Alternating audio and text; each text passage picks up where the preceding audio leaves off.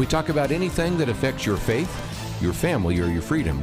So don't go anywhere, because Point of View starts right now.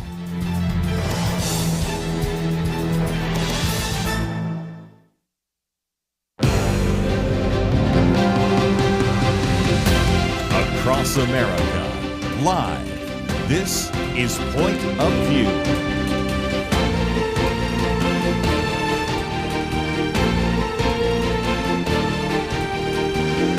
And now, Kerby Anderson.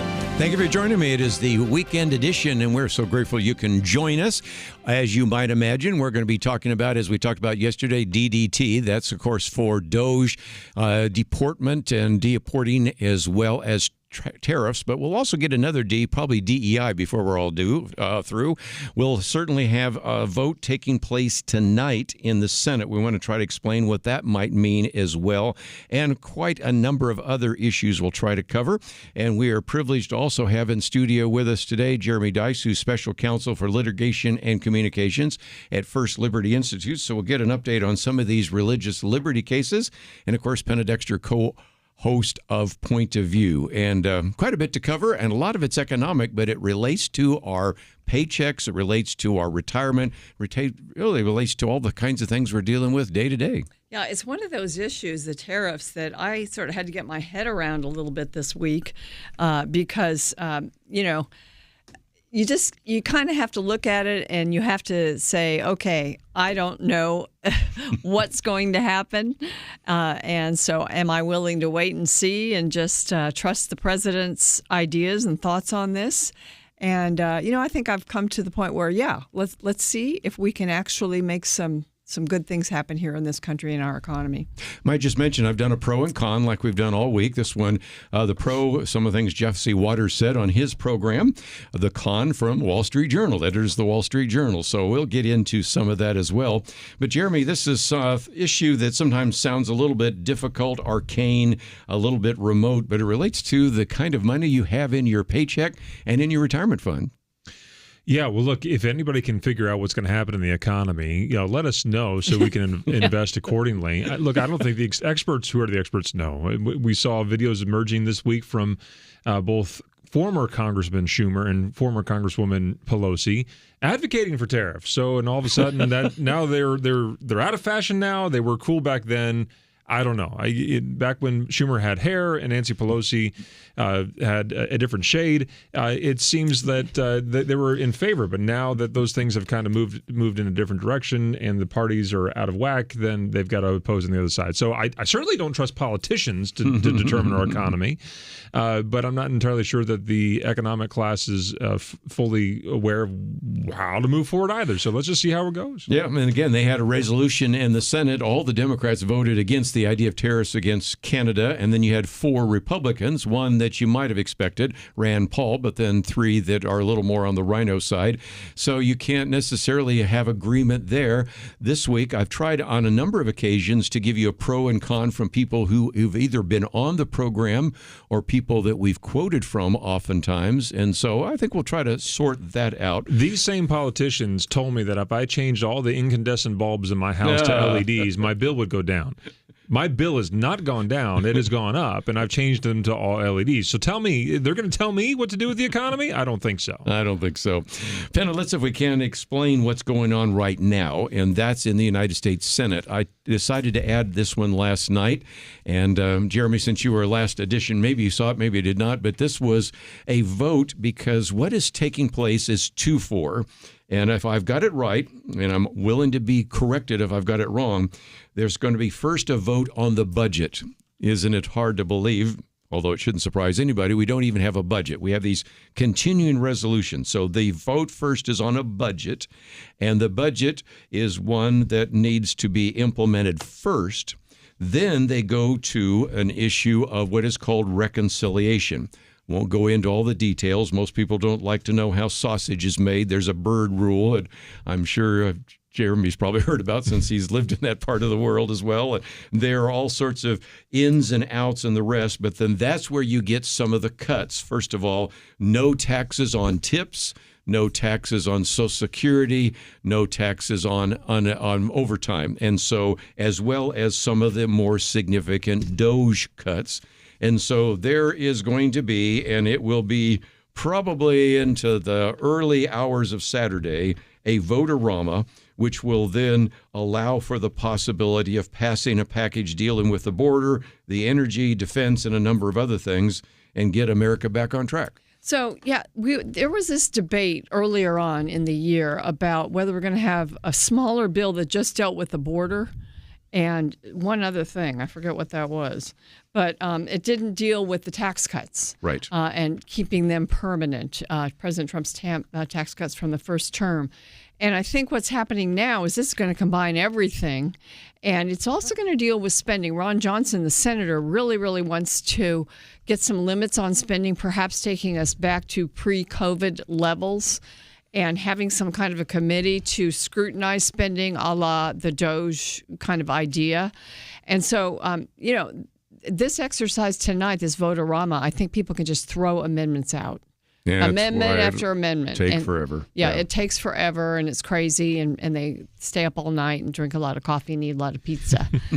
But, out of that, we just have to hope that we can get some sanity going on to perhaps complement what the president is trying to do.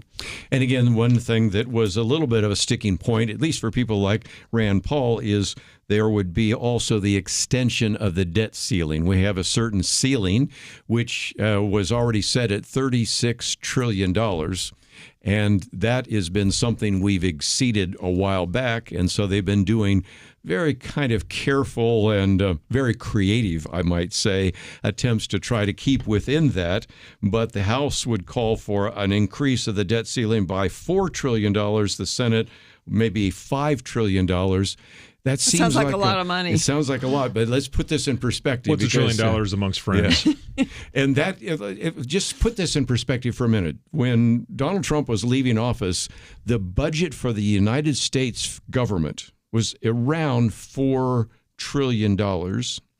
And right now, we expect this year, coming up tax time, I know you're working on your taxes, I've just been working on my taxes, will be $5 trillion. Do you think we'd be in good shape? No, because we're going to spend $7 trillion, and that's due to the last part of the Trump administration during pandemic and 4 years of Joe Biden. So again, take off the zeros. Imagine if you're making $50,000 a year and you're spending $70,000 a year, and so you're always running up $20,000 deficits. And next year, you're going to run out $30,000 deficits because we're running up $2 trillion deficits every year. And pretty soon it's going to be $3 trillion. Eventually, it's going to be $4 trillion. In other words, the debt ceiling isn't even coming close because we're spending more and more. And it's not going up so much arithmetically. It's going up geometrically. So like Jeremy said, what's a few $1 trillion amongst friends? But that's the world that we find ourselves in right now. Can you believe that? It's an unsustainable world. Yes. And I think that's, some members of Congress are actually aware of that. Not all, and many aren't, but some are. And so they're trying to figure out what to do about it. It's the only responsible thing to do. Yes. And like you said, they're not aware of it. I was talking to an elected official just the other day and just said in passing that the interest on the debt is more than the defense budget.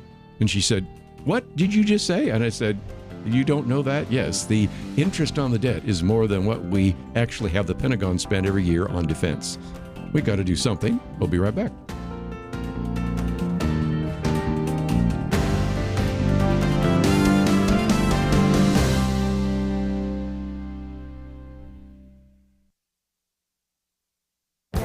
This is Viewpoints with Kerby Anderson. Rich Lowry proclaims that safety is the worst word in the English language. You might think that statement and commentary are strange unless you have been paying attention to the release of the Twitter files. Safety has been used as a justification for the censoring of Twitter posts and the deplatforming of certain people who post tweets that some of the leadership at Twitter considered harmful or unsafe. He's not the first person to focus on the misuse of the word safety. In previous commentaries, I've quoted from Jonathan Haidt, who was on my radio program to talk about his book, The Coddling of the American Mind. One of the key points in his book was the untruth of fragility. What doesn't kill you makes you weaker. He argues in the book that the younger generation has been protected by a culture that promotes safetyism. It has become a cult of safety that is obsessed with eliminating threats, whether real or imagined, to the point where fragility becomes expected and routine. Concerns about safety morph from a desire to protect bicycle riders with helmets to protecting students from the public from harmful ideas. Professors issued trigger warnings to show students that you care about their safety. The former global head of trust and safety at Twitter used concerns about safety to protect readers from encountering offensive speech. Rich Lowry adds one more ingredient to this toxic mix. The 2016 election of Donald Trump was supposedly won because of misinformation. Once you consider that a threat, the license to censor became broad and far-reaching. That's why Rich Lowry says safety has become the worst word in the English language. I'm Kerby Anderson, and that's my point of view.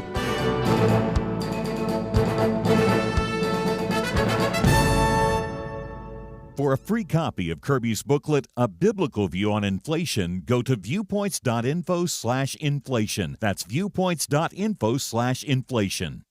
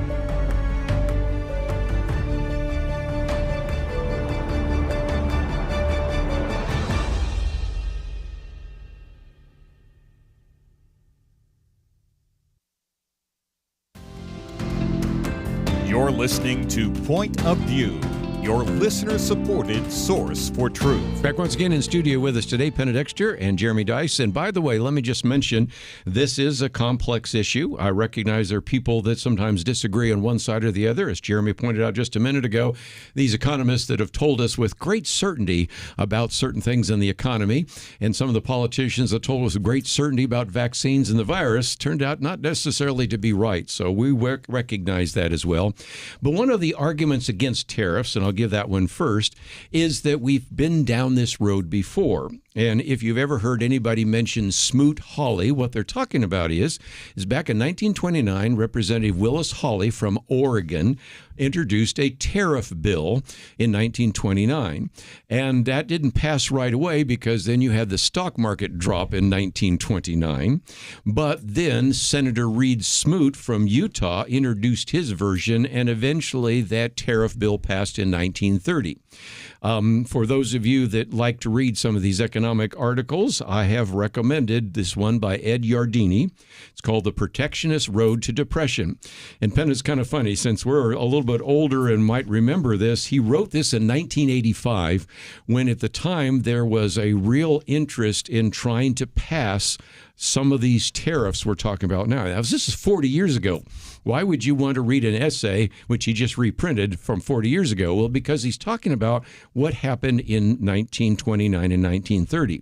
The standard argument is we had the Great Depression because of the stock market crash in 1929. He has lots of graphs and charts that shows, obviously, it had an impact. But back then, there weren't that many people that were involved in the stock market.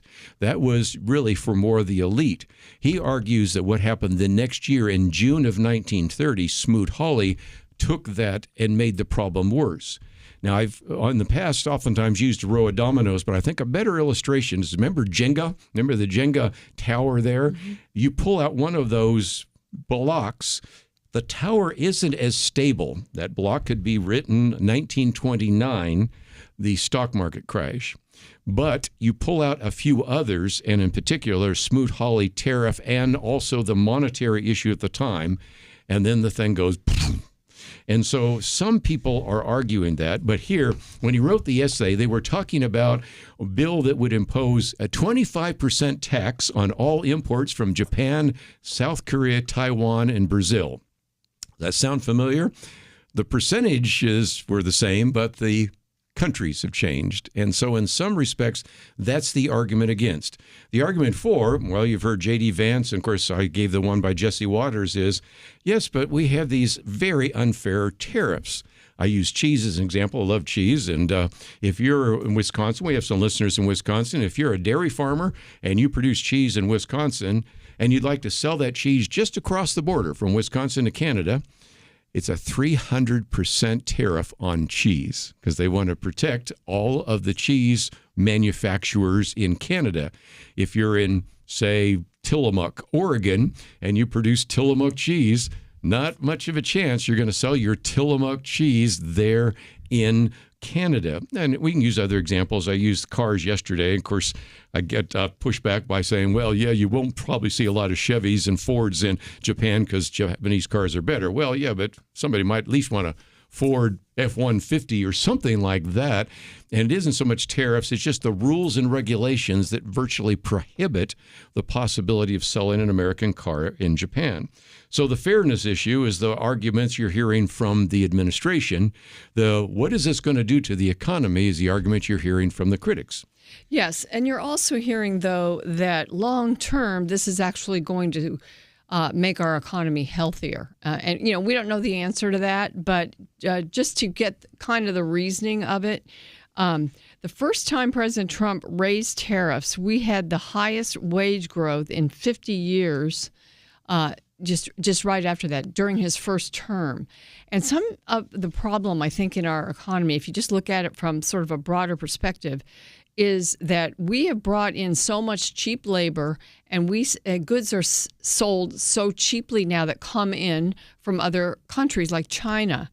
And so, you know, we've had globalization. And one good thing that it's done is it's made us more efficient in a sense. Other countries can make things they can make more cheaply, and we can make some of maybe the higher tech things here, but now some of that's going overseas too.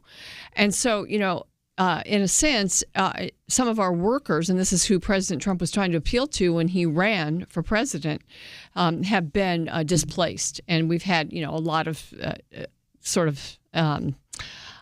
troubles in the middle of the country, in the Rust Belt. And we have a lot of men in this country who are on welfare now or are taking transfer payments, and we have a lot of lower wages. This would possibly cause manufacturing to come back here, wages to get higher. We'll try to curtail immigration, and then perhaps with a higher wage, yes, we'll be paying more, and that will hurt. But I look at the kind of the big picture of what's happening to the family in the United States. People aren't getting married. People aren't having children. Women are, my commentary that I wrote for this week, yes. Women are not seeing men as marriage material because they're doing so much better than the men. So perhaps over time, we will actually see some changes, whereas wages will be higher. Maybe we'll go back to where a man can actually support his family on one income, and then moms can stay home. Maybe they'll have more babies. You know, some of these societal problems that we have that are very deep, I can see the possibility, if this works the way it's hoped to work, that some of those things could actually be remedied through this. Let me ask you one more question. I'll get to Jeremy. You and I both were here when Marlon was the host, and we talked about a thing called NAFTA, which is the North American Free Trade Agreement. And there are numerous people which all agree that 90,000 factories were closed down in America. Whether you want to blame it all on NAFTA or globalization, that's something that our younger audience probably is unaware of. They probably are. You know, they are used to low prices and being able to buy things cheaply. And I don't think they understand that, many of them don't, especially if they don't live in the Rust Belt areas of the country, the sort of cleaning out of those areas, the industries that left, and, you know, what was left in those areas was sometimes devastation to the economies. And, you know, that was a a matter for debate back then. I mean, you remember Ross Perot running for president and all of that. So, we're used to it now. It's here now. And I guess what's the question in my mind is, do we just have to adjust to that now and see more industries rise up? Or do we go back to doing more manufacturing here in the United States than we have been in the last few decades? I think that's a big question. President Trump wants to bring manufacturing back. He's brought some back. But is that really the answer? I don't know. Well, look, I go back to what I said earlier. Nobody knows how this is going to play out. And anybody who tells you that they know exactly who it plays out, and I think I'd include the president with that too, by the way, they don't know. They think things may change or they think things may go negatively, but they don't really know. What we do know is that if we continue down the path that we've been going on right now, we might have similar results, but those results have been, as you've been following in the last decade or two, really up and down. If you just taking the baseline of the stock market as it's been longitudinally going upwards, but there's been a ton of volatility in the past 10, 15 years within the market, as I guess there always will be. So yesterday's downturn is tomorrow's upturn. I mean, it's going to come back up again. This is probably the right time to go buy that stock you've been eyeing for a while. Sure. Because it's probably not going to go a whole lot lower. It's probably going to go back up at some point as well. There's an issue of fundamental fairness that just it doesn't pass the smell test right now, that the other states or the other countries rather are charging us a ton for the products we send over there, but we just give them a little bit of a smack when they come back over here. Well, that doesn't seem right. That doesn't seem fair. So I think there's some reason to say, okay, let's readjust these things. And then let's also not forget the art of the deal. The art of the deal is always to push as far as you possibly can in one direction, yes, and be very comfortable for something that doesn't go quite as far in that direction. Be very happy if it does, but more than likely he's pushed very hard to one side. 800% tariff. Oh, we'll settle for 10%. Yes. You've gotten something in that regard, and maybe it's a little less than what you got. Maybe it's more than what you expected to get. But we've seen this time and time again, and somehow this president has gotten a weird finger on the pulse of those kinds of things. He knows where to push, and the recent examples of Canada and Mexico are probably pretty good for us to follow. When you push hard, the other side provides a little bit of a fuss about it all, and then somehow suddenly acquiesces all of a sudden, and we're back to a better deal and a better balance of deals as well. And if you talk to some entrepreneurs especially, where they're trying to do work in the United States, but they have to rely upon sort of foreign manufacturing to get it done, they know there's a gigantic disparity between the two economies in what you're charged here versus what you're charged there. And let's not forget sort of the trade secrets things that are lost along the way as well. That's a big play. With China especially. We talked about that last week. Let's open up the phones, though. 800-351-1212 if you'd like to join the conversation. We'll be right back. Many years ago, they began saying that we live in the information age. Well, today there is so much information coming at us from every direction.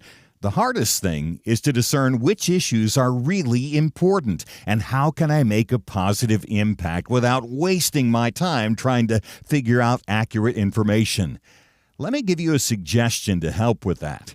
Visit pointofview.net. Look at the tabs across the top. Find the one named Viewpoints. Kerby Anderson and others on our team are constantly watching for news to identify those issues that you really need to know about. They boil things down in a brief summary, and then you can decide if it's something on which you want to learn more and get involved. Again, when you go to pointofview.net, click on Viewpoints, you'll see exactly what I mean. You'll see the issues that we are covering right now. And when you like what you see, I honestly think you will, you can slide on over, enter your email, and get them automatically sent to your inbox each day. That's it. Take a minute now, be informed. Pointofview.net, click on Viewpoints. Point of View will continue after this.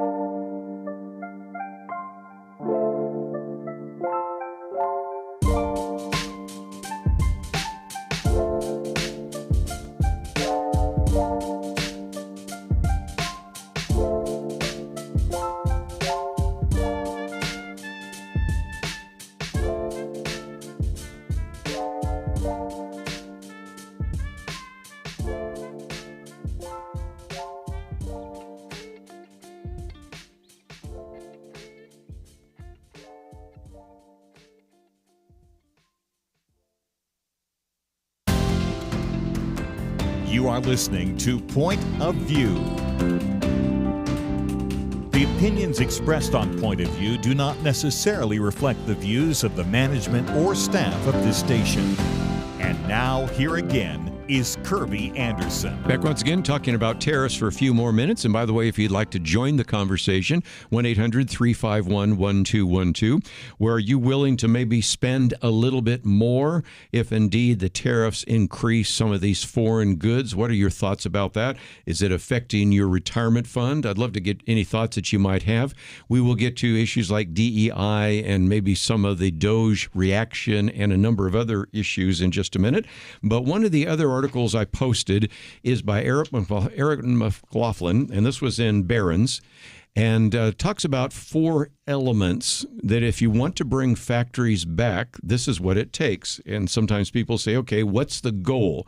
Well, the goal is to bring some manufacturing back. The first thing she says is onshoring will take years, and that's the case. It's going to take years to build plants. It's going to take years to build factories. There's going to be a lot of things that happen. But to at least talk about that, just the other day we saw announced that Hyundai, of all people, are going to invest $20 billion to actually have new manufacturing in the United States, including what would be a $6 billion steel mill plant that would be supplying some of these auto plants. So in some respects, onshoring might take some time. And so that's why you sometimes hear even J.D. Vance saying, okay, short-term pain, maybe long-term gain. She also talks about requiring quality infrastructure, and that gets back to this, having stable electric grids and water and all sorts of issues. Then onshoring will need qualified labor. Well, that gets back to something Penn and I have both been writing about. You've heard me more than once, and you've heard Mike Rowe say it many times of Dirty Jobs, that we're talking about 7 million men, young men, 25 to 54, I think it was, 7 million men who are not working, not looking for work. I've done a commentary on those individuals, and sometimes it's a skills gap. We haven't been training them to be welders or plumbers or contractors or whatever it might be, but sometimes it's a will gap. I can make more by just simply staying home with my parents and collecting unemployment benefits or something of that nature. And then also onshoring will raise cost. Yes, they will. But, Penna, before I go to you, let me just mention that the other day on Good Morning America, they were going through the grocery store and talking about what would go up, what prices would go up. And I remember one example, he pulls up this bottle of olive oil, and it was from Italy. And he said, okay, this is right now charging $20. It would then probably be $24. Now, first of all, you might say, well, if I really like that, $24 isn't a lot of different. But if next to it is olive oil made in the United States and it's $20 and that was $24, guess what? People might make choices. And some of these predictions about this, I saw one the other day, this is going to be the greatest tax increase since 1968. Maybe not, because consumers, especially wise consumers, do comparison shopping, and maybe they'd start buying more American goods, which would then send signals back to produce more American goods. And isn't that what we were trying to achieve in the first place? Mm-hmm. There's one other sort of uncertainty out there that I've been seeing pop up in my reading, and that is, well, what are companies going to do who are thinking of perhaps locating a plant in the United States, but they know that we've got President Trump for, the next 3.5 years, and what happens after that? Does somebody switch the whole tariff policy back in that amount of time? And if so, it takes that long to build a factory. Do they want to put the resources into doing it? That's another uncertainty. But this article, well, first of all, I have to recommend all the articles you put up on tariffs, because you put up a balanced sort of array of things. And it's something that I think people might want to get up to speed on. So go to pointofview.net and check these out. The Jesse Waters piece, the piece from the Wall Street Journal. But this one talks about the skills gap, and you mentioned that, Kerby. So once factories are built, says Aaron in Barron's, we will need new skilled workers. These employees will command higher salaries than overseas labor, and that means, of course, that we'll be paying more for some things. But The thing that I was mentioning earlier, the whole dislocation in our culture right now, where we're not really replacing ourselves birth-wise, and the fact that you mentioned the numbers of men that are not working, that really need to, not only for their financial well-being, for their well-being, they need to be working, not collecting welfare. And so the Wall Street Journal, they've been famously against tariffs. I read the Wall Street Journal, but it's been, kind of one-sided on that issue. But they also publish very often critiques of the welfare system, often written by Phil Gramm, former senator from Texas. And there was one this week, welfare is what's eating the budget. There's so many transfer payments going to families and to these men that aren't working.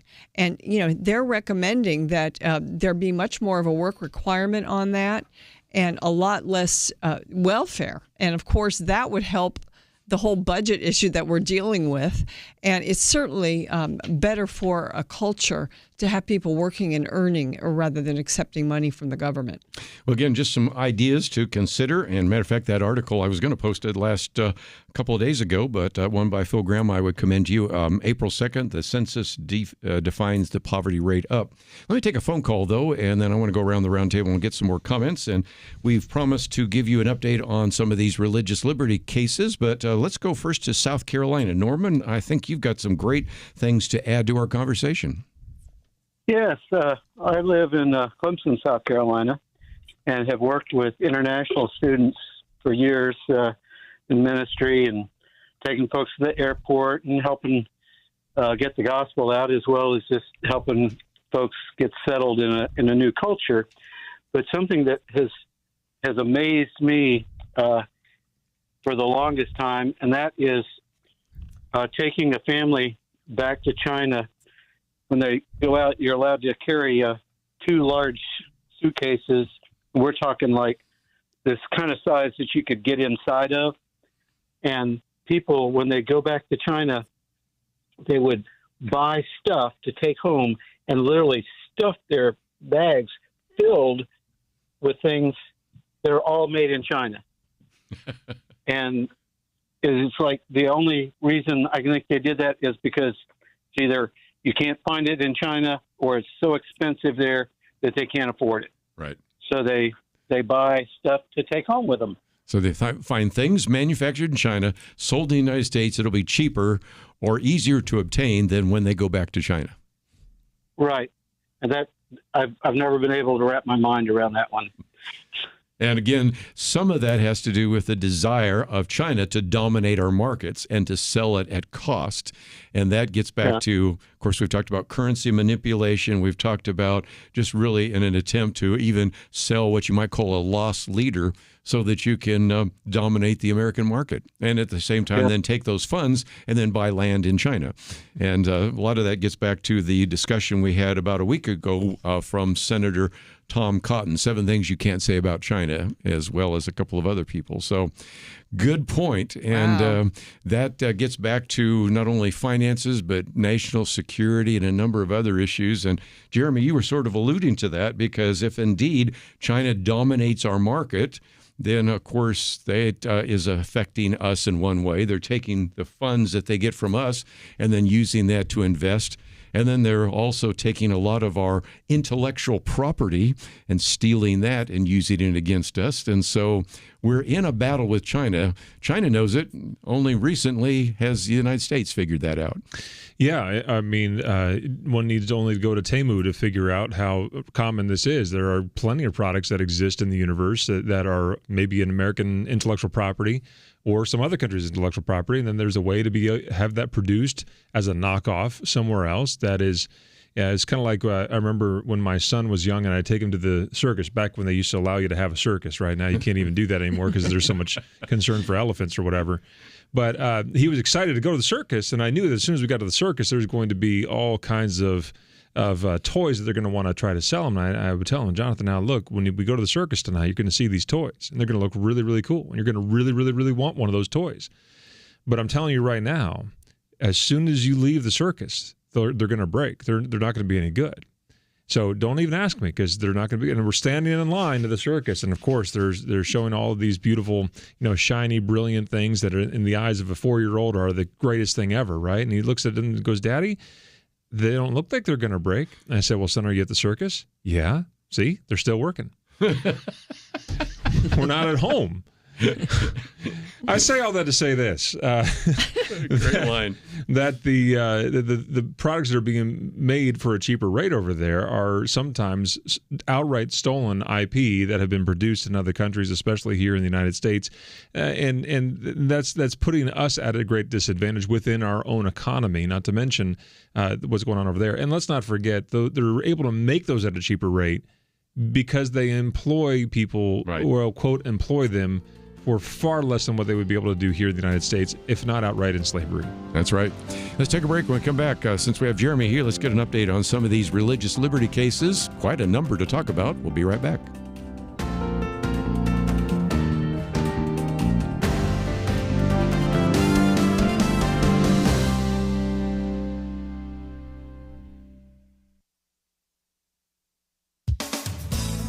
It may not be their ideal life dream, but a Wall Street Journal analysis concludes that American women have never been this resigned to staying single.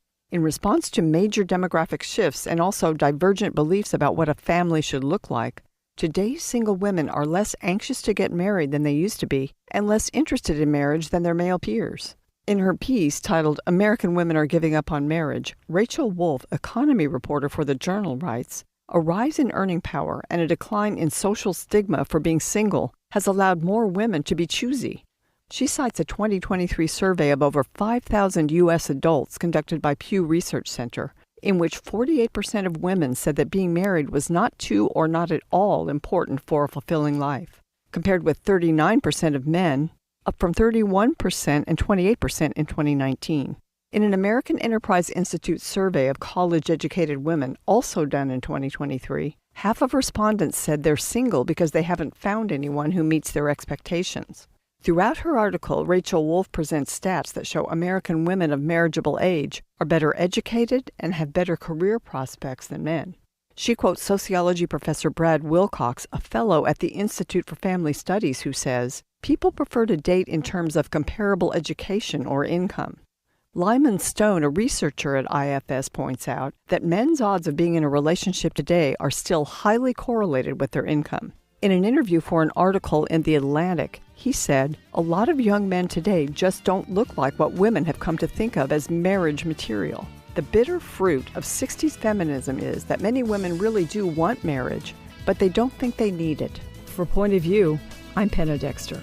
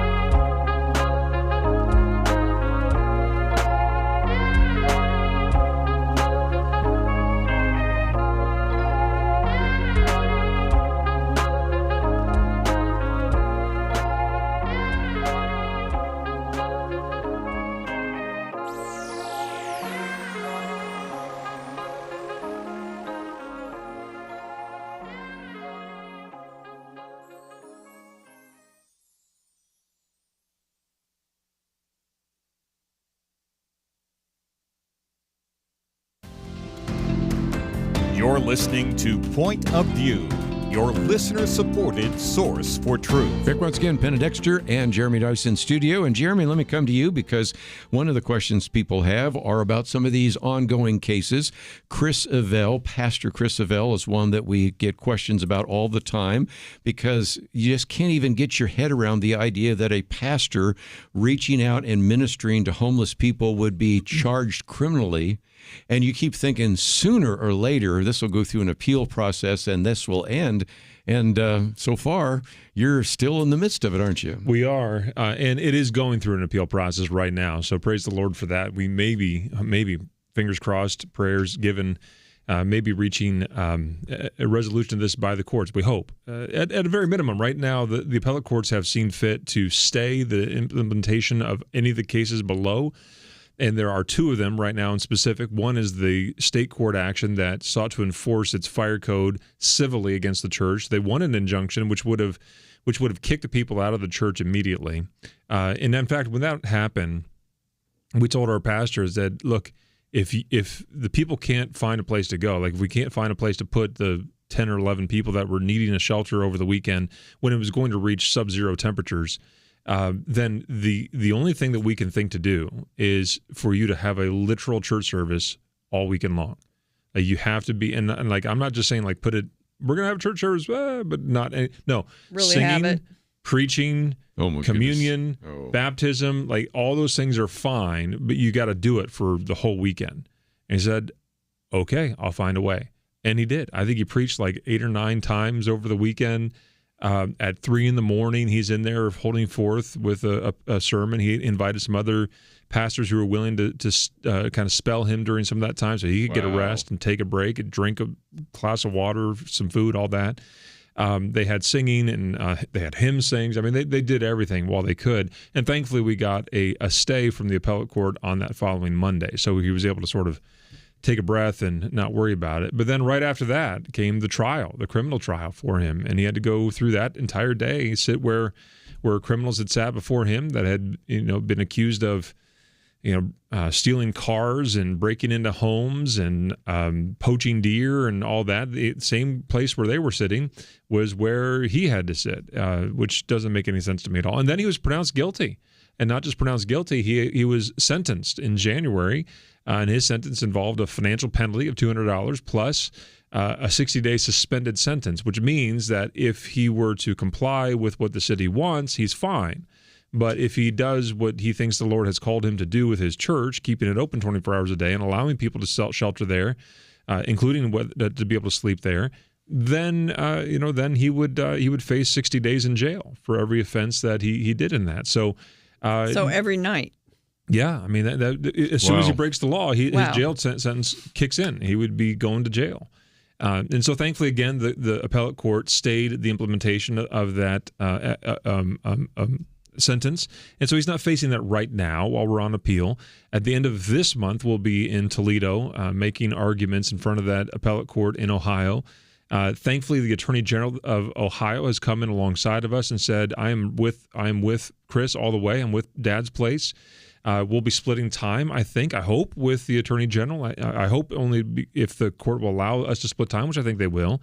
And so, the Attorney General of Ohio will be there, at least one of his attorneys will be there with us saying this is the right thing. One of my favorite lines actually came from the Attorney General of Ohio. He wrote an op-ed on this whole situation and announced how he was standing beside Chris and all that.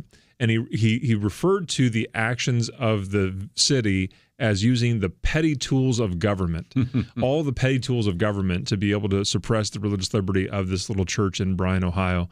And that describes it so very well. There's a lot of tools that government has at their disposal, and there are a lot of petty ones that are out there, including requiring you to follow certain rules and ordinances that they don't require other organizations to follow. And what do I mean by that? Well, I mean, we mean the motels in town, and I use motels specifically. They're not exactly 5- and 6-star place. None have a Michelin star rating whatsoever. They're humble abodes of great moral problems internally, but they are older buildings, and they're all one story. And so here's the common risk. In the church, it's a one-story building where people sleep. And that's what the city has a problem with. You don't have a fire suppression system because it's a one-story building where people sleep. The motels are also one-story buildings where people sleep that don't have a fire suppression system. So what's the difference? Well, the fire chief said during his testimony in the criminal matter, well, we make an economic consideration for one to grandfather them, meaning that they bring in money and with tax dollars. So we just say it'd be more expensive for them to have to retrofit their facility we're going to let them be grandfathered. Well, it's called a system of exceptions, which now takes it away from, well, I'm going to get into lawyer weeds there for a little bit, but just for our purposes, it's unfair, right? You have one saying that you have to have a fire suppression system to control the risk. The other one saying we don't mind so much that the same risk exists because it'd be expensive for them to have to put that fire suppression system in. That's motels. Then apartment complexes, same thing. And my very favorite, senior living facilities inside of Bryan, Ohio, where the people have less agility in the middle of the night to get out of a fire. They don't have to have a fire suppression system because, as the fire chief said, well, there's just one person per building and that per room in that one. Oh, okay, well, I mean, what's the point? It's just that one person is burned up in the middle of a fire. No big deal. Again, economic considerations come into play. We will accept them from that. We don't have to make them get a fire suppression system. But this church has to, because people will die otherwise. And so me the city doth protest too much. And so we're going to find out if that's the case or not in the appellate courts here very soon. Well, and again, if we mention real quickly the fact that you had a couple of successes this week, and whether it's CVS or the veterans, all good news. Yeah, the veterans one is an interesting one. This is the chaplain who was going to have his sermons very heavily scrutinized. And the Secretary of Veterans Affairs himself, Doug Collins, he specifically wrote a letter freeing him up on this whole thing. It is extremely rare for the secretary to send a letter to a chaplain. That just doesn't happen. And so that it happened in this situation says a lot about Doug Collins in particular, I think, but also the righteousness of this case itself. And so we're very pleased that that's happened. In the CVS matter, that there's a road to a settlement on that. That's, of course, a great thing for our clients, and that we want them to be made whole as quickly as possible. And so we're very happy about that as well. Last week, I was actually in California at a hearing on behalf of Anchorstone Christian Church. Okay. That's a Taiwanese, Chinese American church. That's up there. In Santa Ana, California. And 3-hour hearing in front of Judge Holcomb out there, a very well-prepared judge. He was asking excellent questions. There were full-term pregnant pauses of the defense counsel in response to the judge's questions. They were extremely nervous to spend 3 hours in that hearing. And the best words to come to a plaintiff's ears when the court was over was the judge saying, I'm not going to issue my ruling right now. I want to write on this. That's just delightful. That means he's going to spend a lot of time with the issue of the evidence, and we suspect we're going to get a good ruling in favor of the church out there. Our clients are happy. They spent 3 hours sitting in the very hard pews in the back of the courtroom there, listening to that whole thing. God bless them. That was a pain. I had to sit on the same pews. They were painful to sit there for 3 hours on. But the United States of America and the Department of Justice joined us in that hearing as well. They had filed a statement of interest in support of the church, and so they brought the whole weight of the United States of America to bear in our defense. So, again, I think the city's on really shaky ground, and we're probably going to win that situation as well. Again, you can go to firstliberty.org, and you can find out more about, of course, the case with the Veterans Affairs and the chaplain there, the one from Santa Ana, which is Anchorstone Church. I might also point out the one for CVS, and also we've been talking about all these 10 commandments, kind of monuments and posting and all the rest, which all come back to, of course, a decision of removing the lemon test and allowing that to exist in America. Religious freedom breaking out all over the place. Let's take a break. We have a lot more to cover. We'll do that next hour right after this.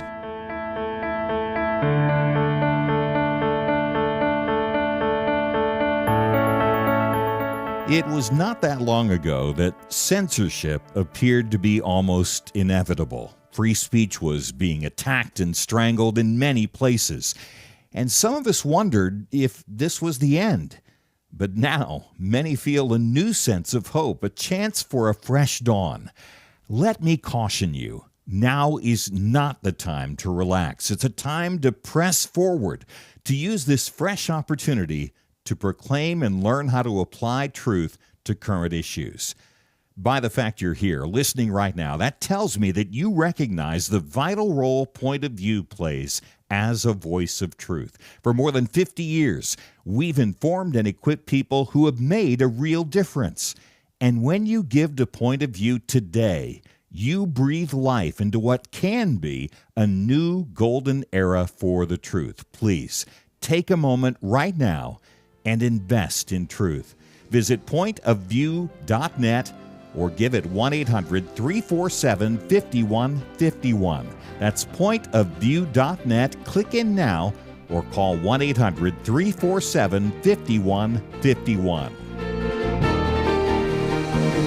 Point of View will continue after this.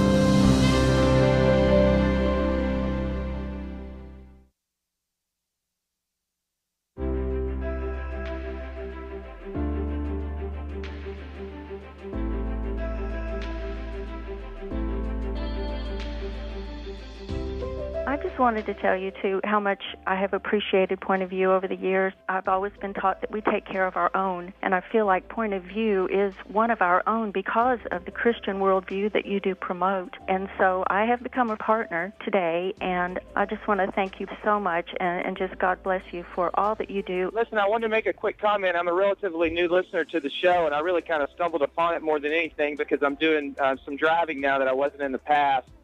And my comment really is, I think you guys and gals are more right on about the assessment of this country right now than anything I've heard. You know, I go home and I tell my wife, you've got to hear what they're talking about on the show. It's just so right on. And I tell my parents the same thing. I'm 25 years old, and I started listening to Point of View about 4 years ago, and it has changed the way that I think and the way that I view the world around me. Point of View Radio Talk Show.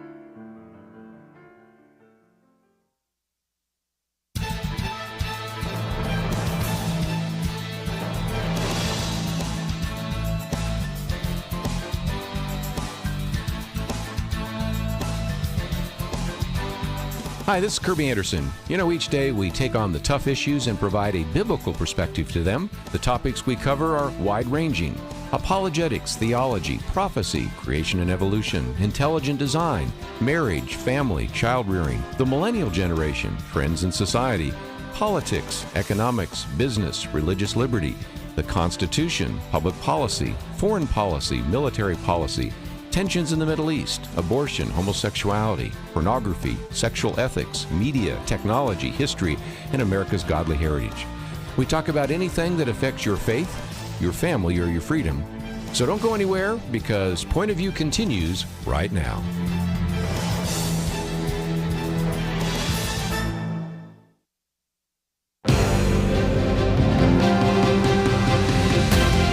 Across America, live. This is Point of View.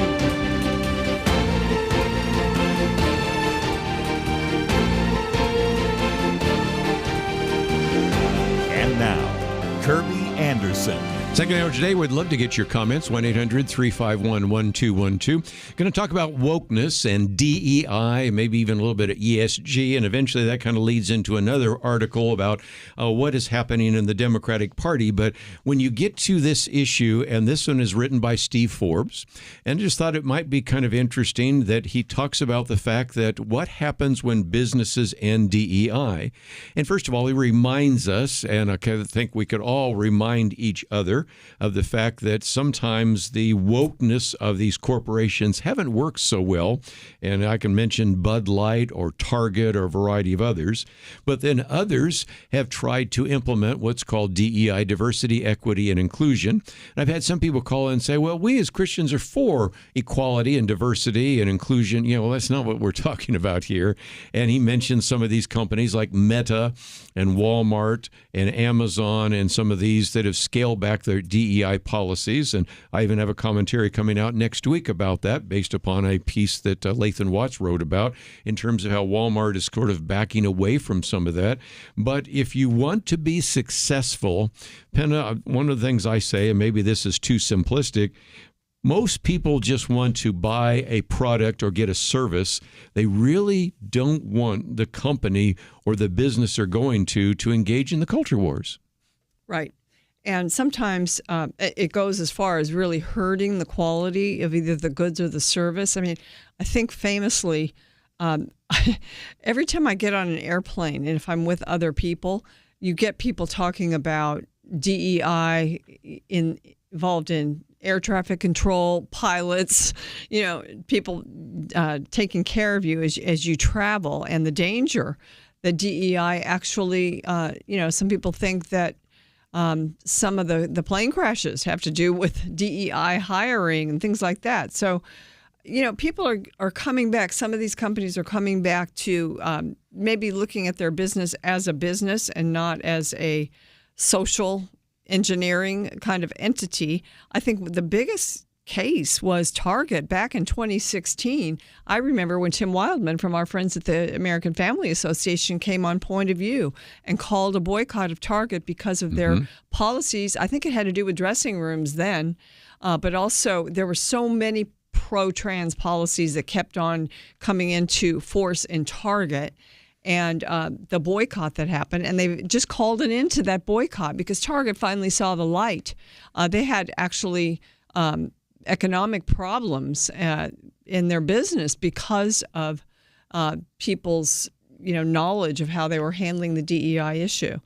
And so now, they've actually American Family Association ended their boycott. And yes. Target is, people are going back to Target. I haven't gone back yet. But that was, I'm not a boycotter. Oh, we're allowed to go back now? Yeah. Okay, good to know. Ask Tim Wildman. He came back on, right? Yeah, we had him come on and talk about it and everything and explain why they finally decided to pull that away. But since you jumped in, let me just ask another question. If I go back to Alaska Airlines, don't I remember a case that sort of gets into DEI and religious liberty? Yeah, me and my big fat mouth opening it up and getting a question tossed in my direction.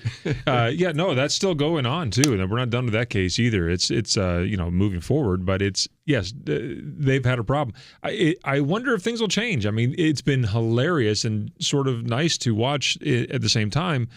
all the colleges, all the corporations, all the law firms that are backing away from their DEI policies. Some are renaming those policies or departments that are into something a little bit more mollifying to those who don't like the name of the DEI project. But even though they're trying to mollify the people inside of the White House, it doesn't do much to mollify the electorate. They still know what that means, and they're not mollified by it. So they're going to want to see that whole thing be written out writ large. And I don't think that the left has fully appreciated how committed the right is, and actually the center as well, and half of the left as well. The moderate people, the people that are based in biology and reality, how angry they are at the DEI woke stuff. I mean, writ large. They're just sick of being told that they're racist, homophobes, bigots. They're tired of it. They know that it's not true, and they know what the other side is pushing is a bunch of bunk and a bunch of lies. And it is, I'm not going to quote what the president said in his first term about things that are woke and what happens to them that are woke. They all go down the bad side of things, let's put it that way. That is objectifiably true in the minds of most Americans, I think. The things that whenever you touch the woke things, it turns into something that you'll find on the keyboard of your emojis. So it's just very bad, and they don't want to see that happen. They know that it impacts the economy as well. They know that it impacts their kids at their school. They know that it impacts the kids in their the athletics that they engage in. It's all terrible, and they want it to go away. So I'm glad to see that that's starting to take hold.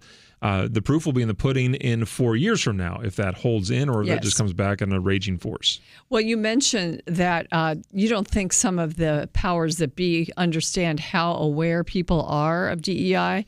And I think they are very aware of it, and they aren't fooled by especially the colleges that are just renaming their DEI programs, but they're still doing the same things. And, but our DEI radar is up. And I just don't think they're going to get away with the renaming. No, I don't think so. I think you're exactly right. And the fact that it's been called out so quickly, I think it proves your exact point, Penna, that people are not going to appreciate the horse by a different color. It is a different thing, or it is the same thing, and it is a bad thing, and people want it to be a dead thing. They don't want it to be there anymore. The fact that you can actually make jokes about it again, I think, proves the point. Like you can actually now talk about this stuff again. You can have law firms making complete changes in behavior related to this stuff. It's Give fascinating. us an example of that. I mean, the White House has questioned several law firms in the country about their DEI policies and say, now what are you doing to balance yourself out? And they're having to prove what they're doing to balance themselves out. And in some cases, it's been kind of difficult. Wow.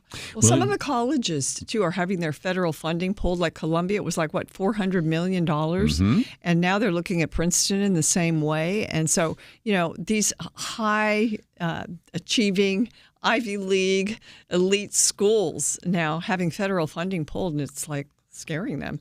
Well, and then I remember the president is speaking at one point and saying, we got a problem with Maine. Do we have the governor of Maine here? Yes, we do. Remember, that didn't change? Well, that didn't turn out so well for the state of Maine. So, again, this just illustrates that the cultural winds are changing. And yesterday we were talking about how politics is important, but culture maybe even more so.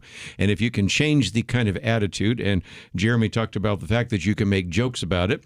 Also, you're starting to see some academic studies that have come from Harvard Business School and others saying that some of these institutions that have actually implemented DEI policies have actually become less effective and maybe are using that as a way to cover some of their problems. And so that is certainly the case. But after the break, I do want to get some comments about what Steve Forbes talks about, because now, even in the Democratic Party, and he gives a couple of quotes from Pete Buttigieg as well as from James Carville, they're starting to say, this isn't maybe the best way to win the next election. And if indeed DEI and transgender surgeries and some of those are the reasons Democrats have done so poorly, maybe there will be a chance to rethink some of that, but maybe not. We'll find that out right after this.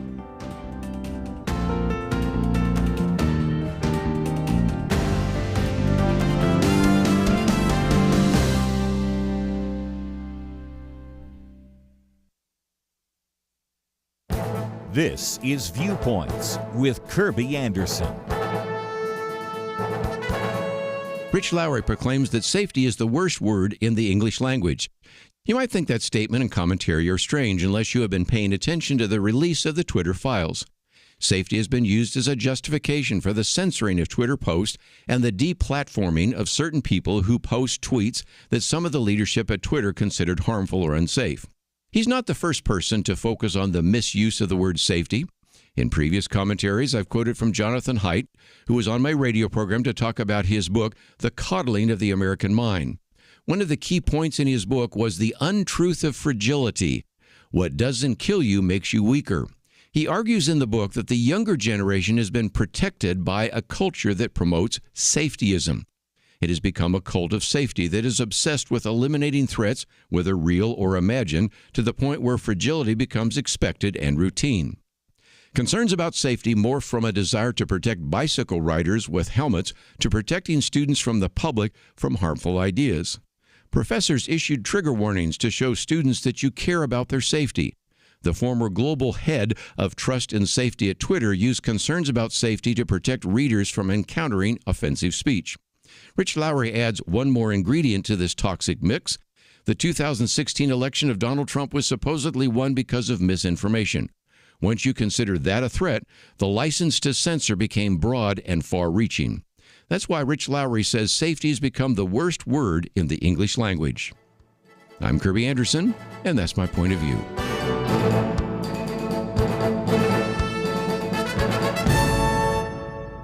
For a free copy of Kerby's booklet, A Biblical View on Inflation, go to viewpoints.info/inflation. That's viewpoints.info/inflation.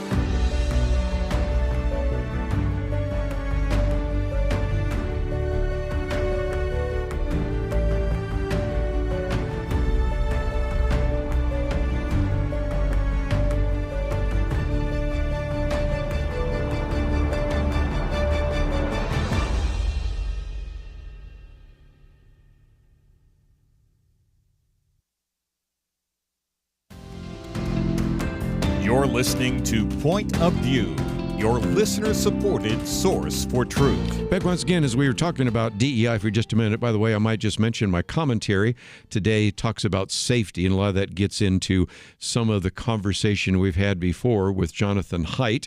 And, of course, we also have Penna's commentary, Not Marriage Material. So we'll get to that in just a minute. But on DEI, Steve Forbes reminds us that the former transportation secretary, you might remember Pete Buttigieg, was critical of some of those individuals and said, you know, the problem is making people sit through a DEI training looks like something out of Portlandia, which I thought was a great line.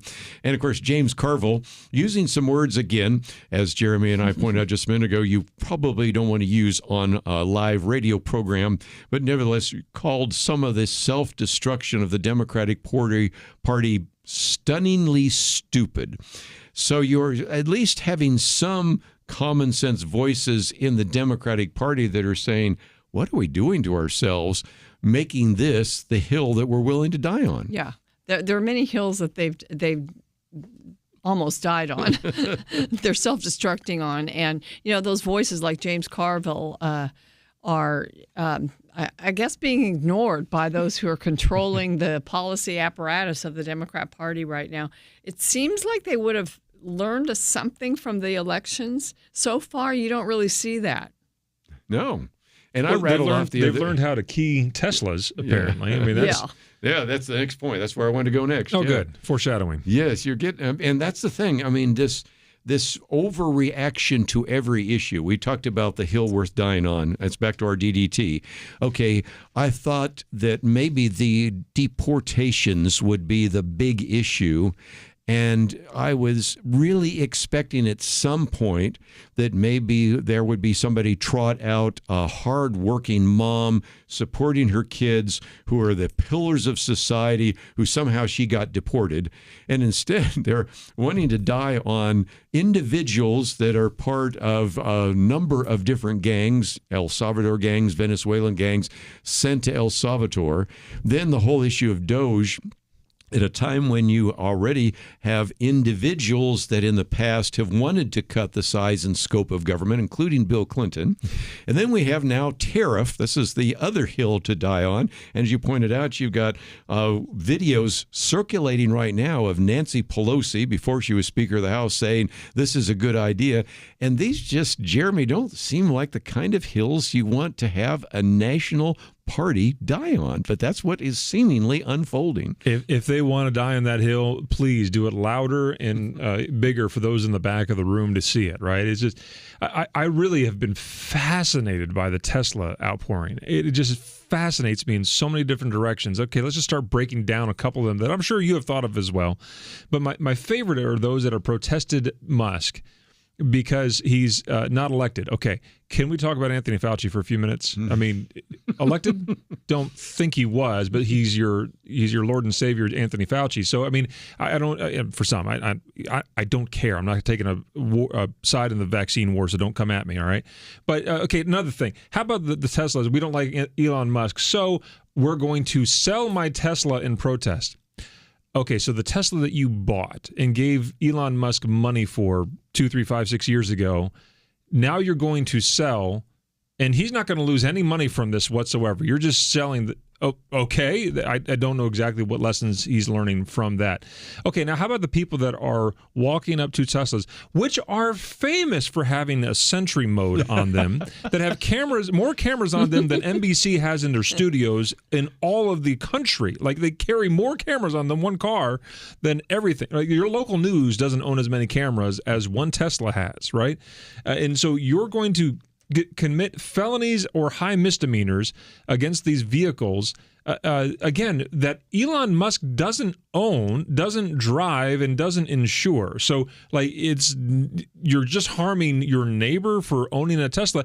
And then, by the way, who was it that traditionally bought Teslas until recent years? It wasn't the right. It was not people that are prone to buy F-150s and Silverados, right? I mean, if they're going to pick up a truck, it's not going to be to go out on the oil fields of Texas or in the back hills of West Virginia or wherever it might be. They're not going to pick up a Tesla. They're going to go drive a gas-guzzling F-150. They're going to mount that sucker on big rims and lift the truck up higher so that they sound.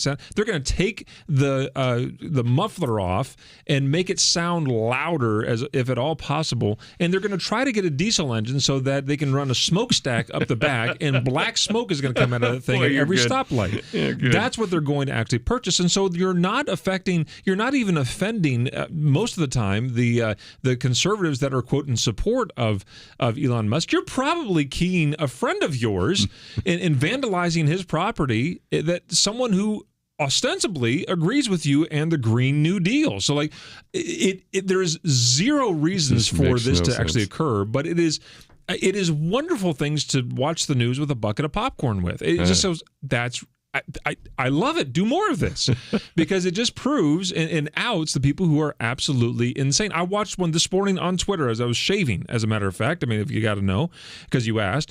And I'm watching this, and this guy keyed the Tesla while the owner is standing there. He's 10 feet away, watches him key the Tesla and walk away. The owner follows, recording on video, the guy and his two friends into the movie theater. He stands outside the movie theater, makes a phone call to 911. The police come. He says he's in that movie theater. They go in, they stop the movie, they haul the guy out. They ask the owner of the Tesla, do you want to press charges? He goes, heck yeah, I want to press charges. Put this guy in jail. And the guy's cuffed, thrown in the back of a cruiser, and taken away. All the while the guy's filming from his Tesla. It's like, what did you expect to happen? Congratulations, you played a stupid game. You have won a stupid prize. It's amazing. And Penna, here's another one. Elon Musk owns 12.8% of Tesla, which means the 87.2% of the equity is actually invested in your 401k. Yeah. So you're really, hurting your own we're 401k. actually hurting people other than Elon Musk, not to mention the people that are selling Teslas, servicing Teslas and everything. It's helping Elon Musk because he also owns X, and it's being posted everywhere on X, and he's got a bunch of eyes on X of people watching the Tesla thing. It's just delicious. Well, it's also the people on the left who just love electric vehicles and want to mandate that everybody has them. Tesla's the only person that's actually providing enough charging stations for people to successfully own electric vehicles. Very true. So there are a lot of just things that don't make sense and don't follow one another. I hope this phenomenon kind of dies out pretty soon, though, because I do. Don't pour on the fun. I mean, know. don't be a I wet don't want blanket. to, but I just can't stand the waste of cars getting keyed and it's too defaced. much fun. We want this to continue all the way through 2028. Okay. I mean, that's how far you want this thing to go at the minimum. Okay. Let me, by the way, open up the phones because I'd love to get your questions and comments about that, because maybe you have an anecdote or a story about that as well. When we do come back, we're going to talk about a piece by Larry Elder, because he's quoting from somebody's getting quoted quite a bit, Jasmine Crockett, who is a representative just down the road from us here. And also, that gets into, matter of fact, Jasmine Crockett said, all I want for my birthday is Elon Musk to be taken down, but then also made a point about Ted Cruz. This is a dude that needs to be knocked over the head. And again, she keeps saying, no, I'm just using the words, but I don't really mean them. But what in the world is happening? When are there going to be some leaders in the Democratic Party or even independents stand up saying, wait a minute, this has got to stop, because we are now starting to see Teslas on fire and people throwing rocks and sometimes shooting through these showrooms and all sorts of other things. And it just seems to be spreading more and more. It's not a good look. It's yes, if you're talking about the look, the it's optics. A horrible look. It's delicious to terrible. watch. But... And again, it is just a good example of the complete lack of common sense, as I think Jeremy went through. I just wanted to add the other piece there. If, again, he owns 12.8% of Tesla stock, even if you were to drive it to its extinction, which it's not going to happen, you're actually hurting the people who are invested in Tesla stock. But then again, we're talking about liberals, and we're trying to rationalize and review and understand logic. And it just is a fool's errand to go down that path to figure out why this would make any sense in any universe whatsoever. They're just angry, and maybe it's the artificial hair coloring that has seeped into the cranium and caused problems, but the logic element has just disappeared. It's not there anymore. It just is amazing. They just have to yell. Yeah. So again, we'll get into that issue, and of course, Penna Dexter's piece on marriage material and any other comments that you would like to make. We have covered quite a bit today. Tariffs. We've talked about Doge a little bit. I mentioned deportation just in passing. DEI. So we've got lots of D's here today, but also we'll come back. And this piece by Larry Elder is just a reminder as well that if you also want to drive your approval rating down to the basement, that seems to be what's taking place. We'll talk about why right after this.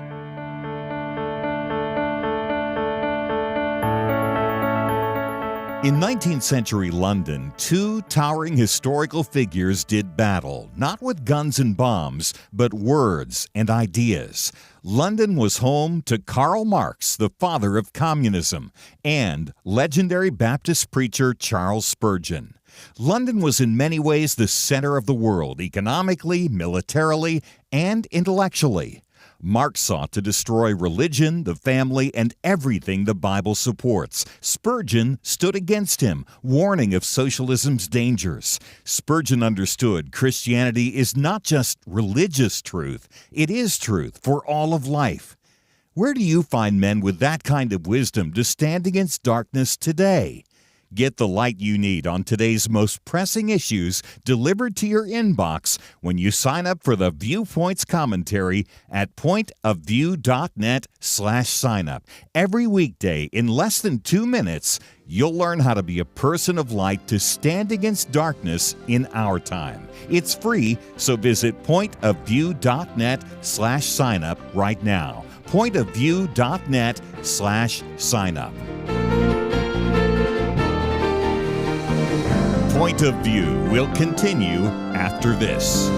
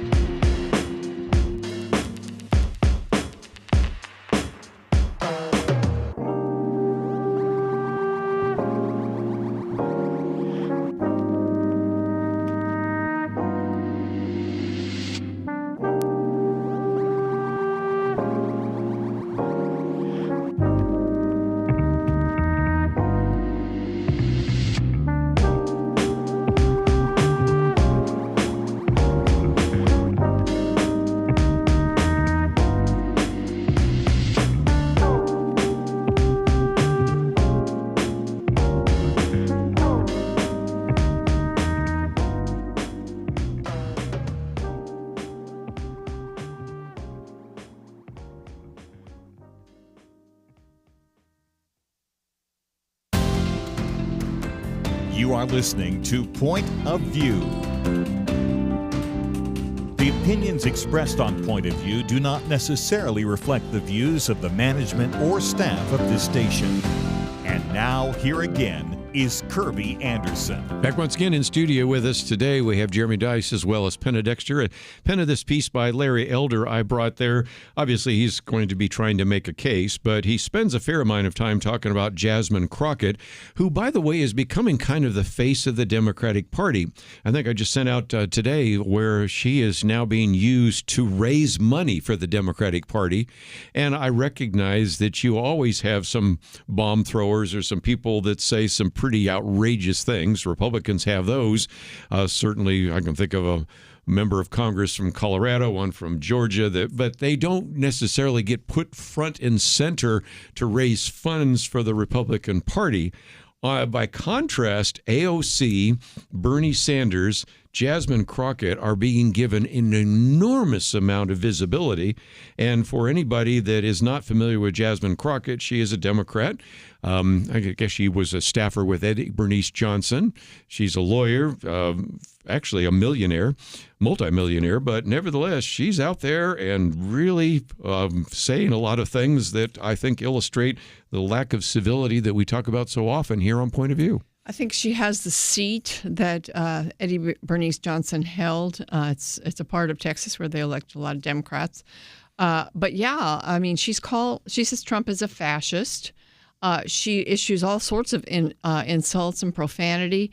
She says Ted Cruz should be taken down and knocked over the head. And she says that, she talks about whitewashed blacks or blacks that are married to whites.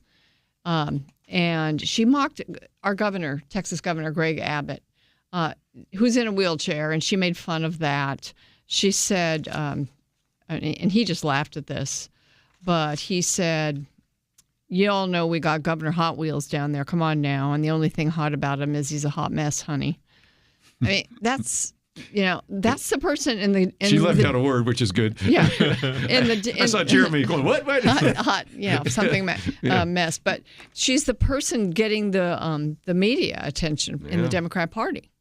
Well, and you mentioned the idea of whitewash because she was critical of Representative Byron Donalds, who is on a lot of talk shows and is running for governor in the state of Florida. He's a great politician. And yet the fact that you're sitting here talking about life is better under Jim Crow is because you're married to a white woman and we think we whitewashed you. Of course, the point he was making is not Jim Crow was good, but we had a time in which black children were raised by two parents and how that changed dramatically. And that's the kind of thing that Colonel Allen West and all sorts of other people on this program have made before. But she does have a mouth on her. And some people say, well, so does Donald Trump. Okay, I understand that. But the point is where there's just a general lack of civility and the impact that it's having on the public perception of the Democratic Party. Because I think we need two parties. Anytime one party dominates, we see what happens in some of these states in which that takes place. But they are really without leaders right now. It's obviously not Joe Biden, and it's certainly not Kamala Harris. Tim Walz thinks it's him, but I don't think so. Gavin Newsom thinks it's him. But, I mean, there is a sense in which what does this look like over the next year and a half, because we do have midterm elections, and right now it doesn't look good in some of these certainly red states or even purple states for the Democratic Party. It's embarrassing for some of the ones that are trying to rise, like, for instance, the minority leader in the House, Hakeem Jeffries. He's not one of those bomb throwers quite so much, and I'm sure some of this is embarrassing to them. It's not really getting them where they want to be or where they think they need to be. Let me put on something else. I didn't post it, but it's interesting that the mayor of New York City has said, even though I'm a Democrat, I'm not going to run in the Democratic primary. Now, all of us around the table, because I'm seeing Jeremy smile, know that here in Dallas, we have a mayor who was a Democrat, ran as a Democrat for the Texas House, served as a Democrat in the Texas House, ran as a Democrat for mayor, but then 2 years ago said, I'm out. This is just too much for me, and then ended up speaking at the Republican convention. Not only changed from being a Democrat to a Republican, but spoke at the Republican convention. What happens when you have mayors in Dallas and now New York City that are really trying to create as much distance as they can from the Democratic Party? Well, the same thing you have happen when the governor of California is trying to separate as much distance as he can from the Democratic Party. He realizes the same reality that the other two recognize. I mean, look, the mayor of Dallas has maybe appeared and switched parties, but he hasn't exactly changed his philosophy on things. True. I mean, he's still at heart. There's no kind of inversion. Yeah, I understand that's that. Right. I understand that. And perhaps the same thing will be said for Mr. Adams or Governor Mayor Adams as well. But we certainly know that Governor Newsom.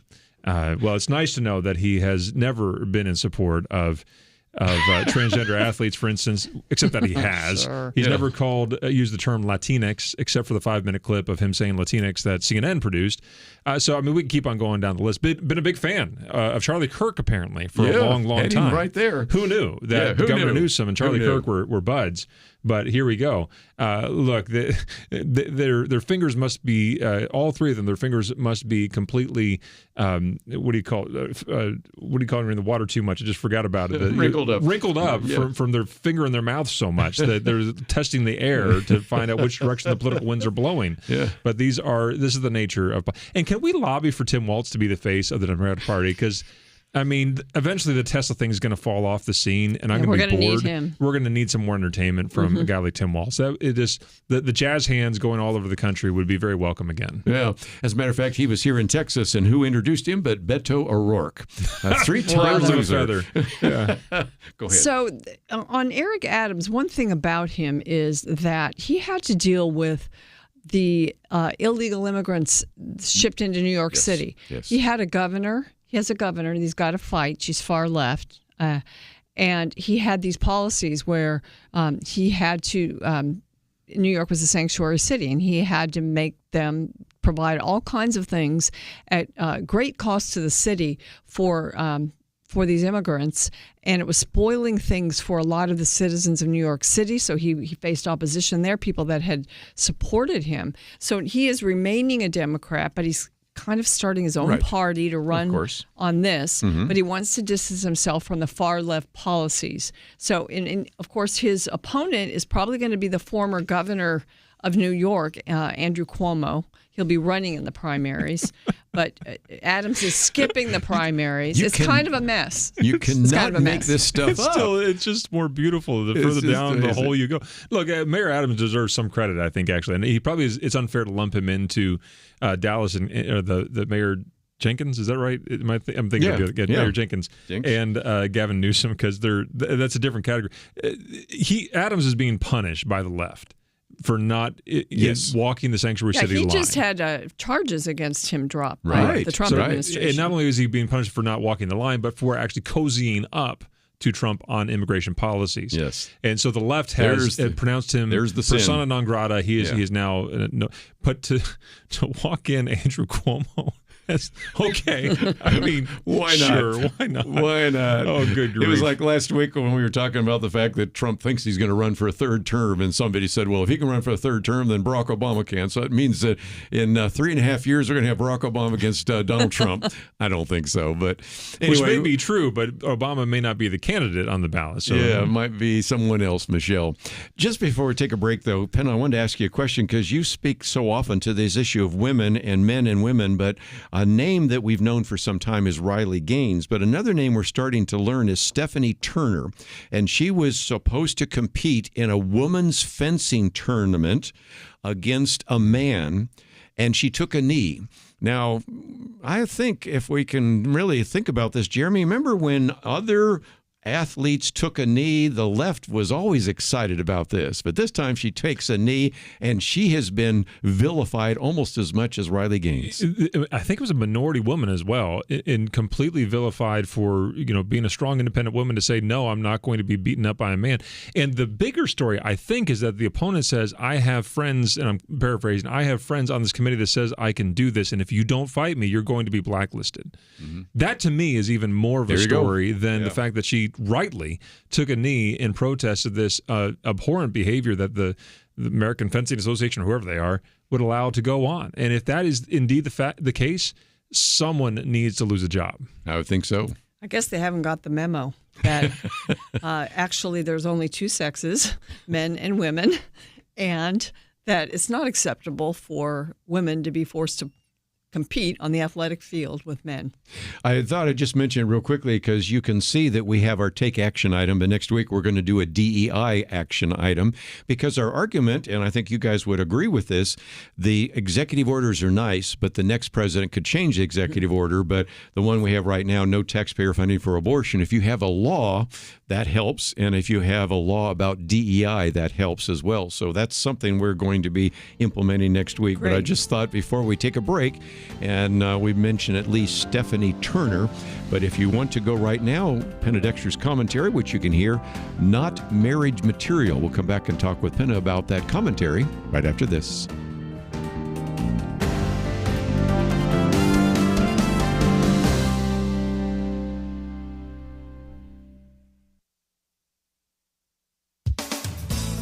It may not be their ideal life dream, but a Wall Street Journal analysis concludes that American women have never been this resigned to staying single.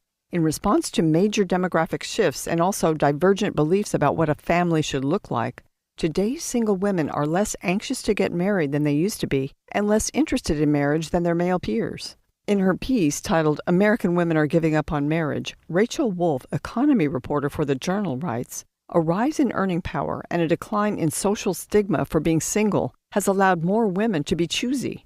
She cites a 2023 survey of over 5,000 U.S. adults conducted by Pew Research Center, in which 48% of women said that being married was not too or not at all important for a fulfilling life, compared with 39% of men, up from 31% and 28% in 2019.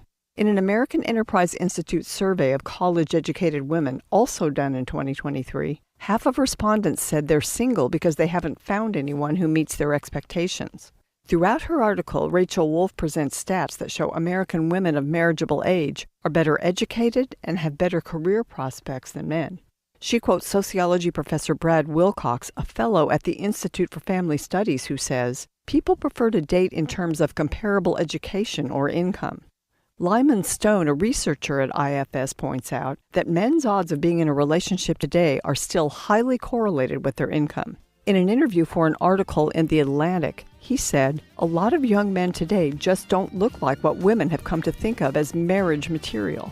The bitter fruit of 60s feminism is that many women really do want marriage, but they don't think they need it. For Point of View, I'm Penna Dexter.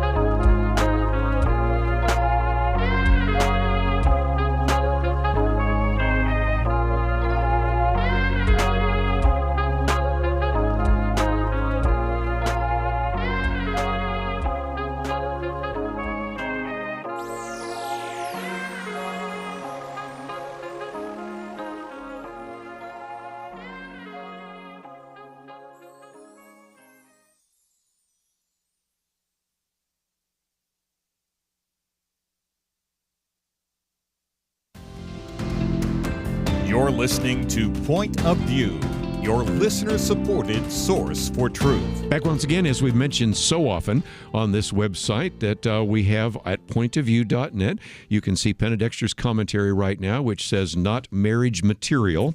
And again, you can read it, but of course there is a place where if you click on the button that says Read Now, there is a button that says Never Miss a Viewpoint Commentary. And I might just mention that mine come to your inbox Monday through Friday free of charge. Penna's comes on Saturday, so 6 out of 7 days a week you get a commentary, and I would encourage you to sign up for that if you have not done so. But Penna, this one is back to a piece that was in the Wall Street Journal, American Women Are Giving Up on Marriage. Tell us more. Yes, it's kind of great minds think alike sometimes, because you and I both saw that piece and have wanted to comment on it. And I love to comment on this issue because I do have, a real concern about it's. I think it's the result, the fruits of 60s feminism. Remember, wasn't it Gloria Steinem that said a woman needs a man like a fish needs a bicycle, and starting to kind of be a truth that's permeating big parts of our society. It's really affecting it. And so what's happening now is there's a cohort of young women who, well, women are just doing better than men in education. They're getting better jobs, getting paid more. We mentioned earlier in the program there are a lot of men that aren't even working now. And so we don't have the jobs where non-college educated men can really earn enough to support a family. We don't have that right now. And I think Trump would like to bring that back with this whole tariff piece that he's implementing. But American women, in a sense, are giving up on marriage, a big cohort of them. And this was the title of the Wall Street Journal piece by Rachel Wolf. She's an economy reporter there. And so women can earn more. They can earn better degrees sometimes. And there's also been a removal of the stigma of being single. You know, it used to be like, oh, when are you going to get married? And even a lot of women just having children without the benefit of having a husband. There's that, too. So there was some surveys done, and one was done by Pew Research. 48% of women said that being married was not too or not at all important for fulfilling life, compared with 39% of men, and that's way up from just a few years ago. And then the American Enterprise Institute did a survey of college-educated women just in 2023, and half of the respondents said they're single because they haven't found anyone who meets expectations, and they feel like they're just better off single. And that is sort of at the root, I think, partly of our demographic problems with the fertility rate, the birth rate dropping below sustainable levels. Yes. So, you know, we're looking for all kinds of ways to fix that, and that's why I mentioned I was, you know, wondering if maybe what's happening with the economy and making those shifts through tariffs might help that situation. I hope there's something that can save the country from the demographic winter that we're facing. You know, again, I was just thinking about, we talk about, first of all, the skills gap, and we going back to a previous studio, so that goes back at least 10 years. Tom Pauken coming on, he was with Texas Workforce and talking about, and of course we've actually had Mike Rowe saying the same thing, when we got rid of all of these various shop classes and things of that nature and training, we're going to need more people trained for jobs when we bring jobs back. So the skills is an issue, but the other is the wills gap, and that's something where I think pastors and parents can say, you know, we need to come back to a work ethic here to really address some of those issues.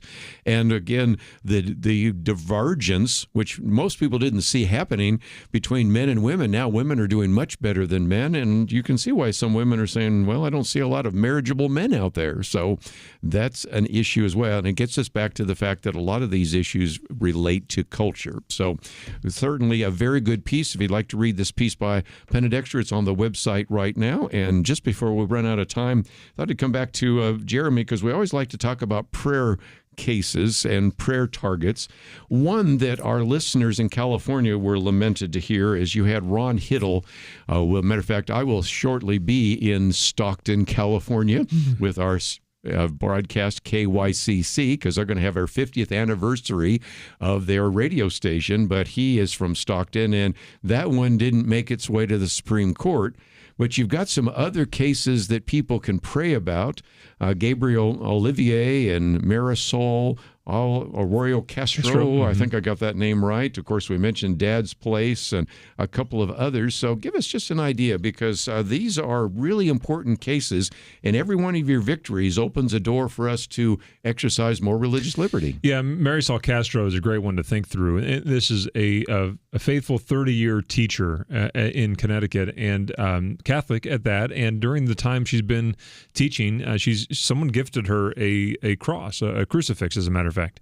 And she has hung that sort of at desk level at her workstation. So there's her desk is there, there's a bulletin board, and this is plastered right there at desk level.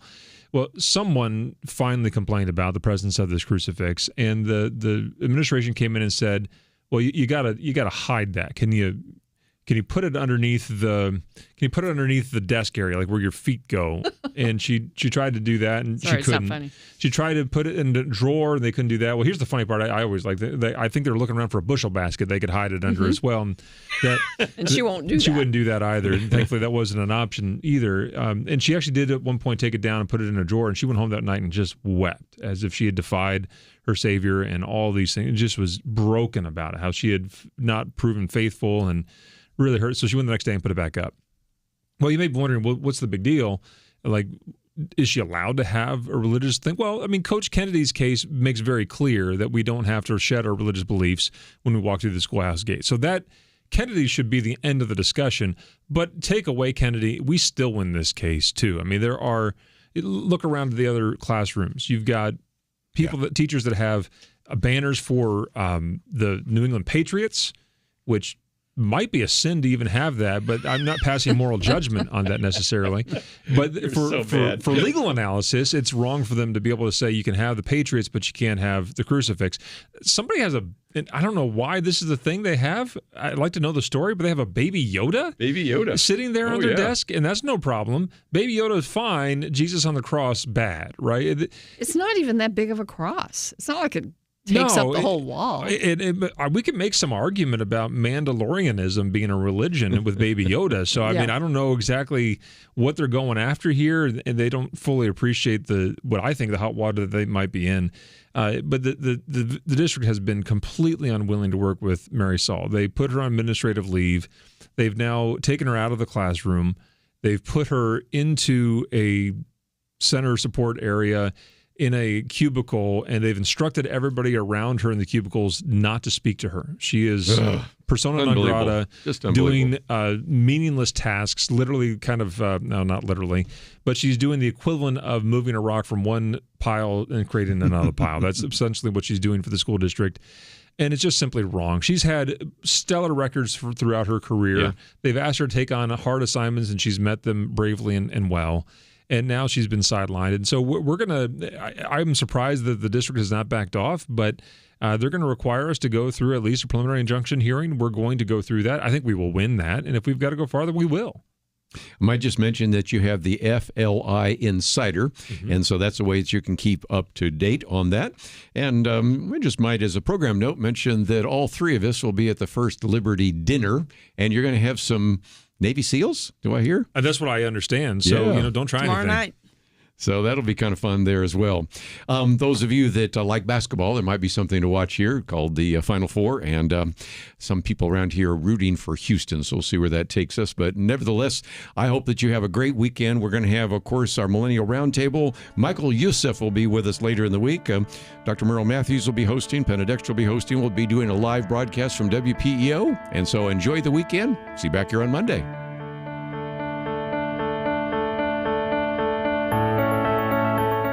At Point of View, we believe there is power in prayer, and that is why we have relaunched our Pray for America campaign, a series of weekly emails to unite Americans in prayer for our nation. Imagine if hundreds of thousands of Americans started praying intentionally together on a weekly basis. You can help make that a reality by subscribing to our Pray for America emails. Just go to pointofview.net and click on the Pray for America banner that's right there on the homepage. Each week you'll receive a brief news update, a specific prayer guide, and a free resource to equip you in further action. We encourage you to not only pray with us each week, but to share these prayers and the resources with others in your life.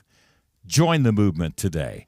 Visit pointofview.net and click on the banner Pray for America right there at the top. That's pointofview.net.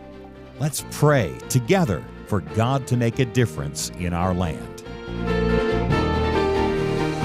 Point of View is produced by Point of View Ministries.